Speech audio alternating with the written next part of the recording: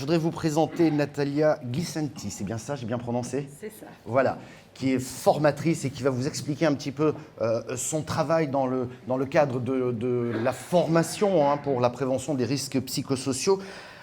À ses côtés, Eric Goata pour Elias, il va nous en parler dans un instant. Et nous avons le plaisir également d'accueillir Francis Folio, qui est un manager et qui a vécu, je crois, pas mal de situations, on va dire, un petit peu tendues, comme celle que l'on va certainement évoquer ce matin. Et vous allez nous raconter un peu comment vous avez géré tout ça.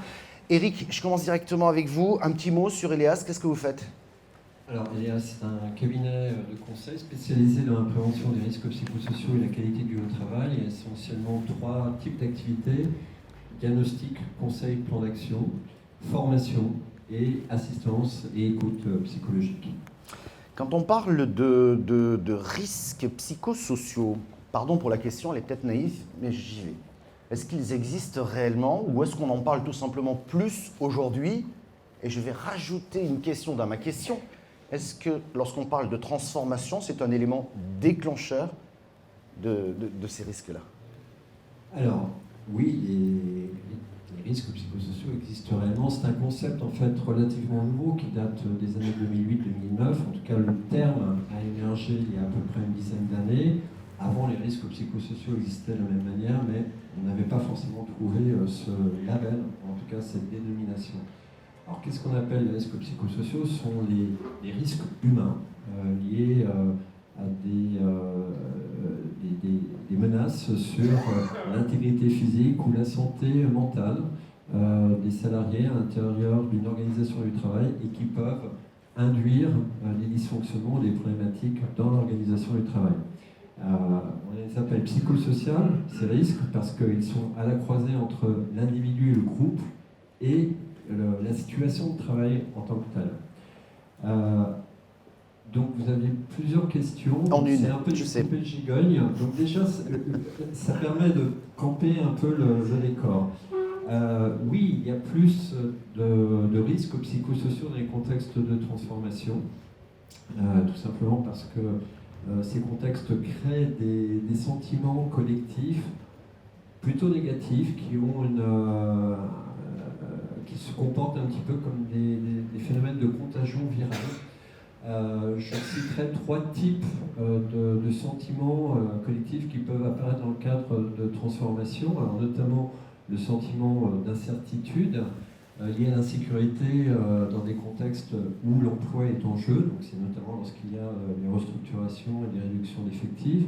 Mais ça peut être aussi d'autres formes de transformation, tout simplement la transformation numérique auxquelles on assiste, et qui sont des contextes où il y a perte d'usage, ou perte de repères plus exactement, parce que les usages changent, les compétences évoluent, et parfois cela implique aussi dans les contextes de transformation de la mobilité fonctionnelle, c'est-à-dire on change d'un métier, on en apprend un autre, etc. Et puis ensuite, on se rend compte que les transformations s'accélèrent de plus en plus, s'intensifient aussi. Il y a une intensification du rythme de travail qui raccourcit le cycle, si vous voulez, des changements, des transformations. Et ça induit une forme de perte de confiance dans les collectifs de travail à partir du moment où ces changements et ces mutations ne sont pas suffisamment expliqués. Ouais. Je vous avais posé la question en préparant ce rendez-vous. La transformation, vous évoquez la transformation numérique, mais il n'y a pas que. Mais on a l'impression que les entreprises sont en transformation permanente. Est-ce à dire qu'il faut une formation, on va rentrer après dans le vif du sujet de la formation, mais est-ce à dire qu'il faut une formation continue justement pour prévenir ces risques ?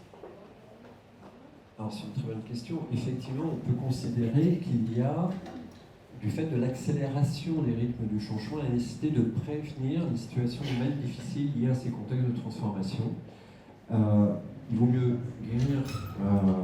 prévenir que guérir, excusez-moi, parce que ça c'est le concept occidental, mais si on raisonne médecine chinoise, on prévient et on guérit après. Donc là, en l'occurrence, il vaut mieux prévenir et donc considérer qu'effectivement, ce qui est important, c'est d'anticiper le risque de survenance de situations humaines difficiles liées à ces contextes de transformation. Effectivement, la formation, et notamment la formation des managers, la formation des managers dirigeants, des managers de proximité en contact avec des équipes qui sont susceptibles de subir ces transformations sont assez déterminants dans la préparation et l'amortissage de l'impact lié à ces transformations.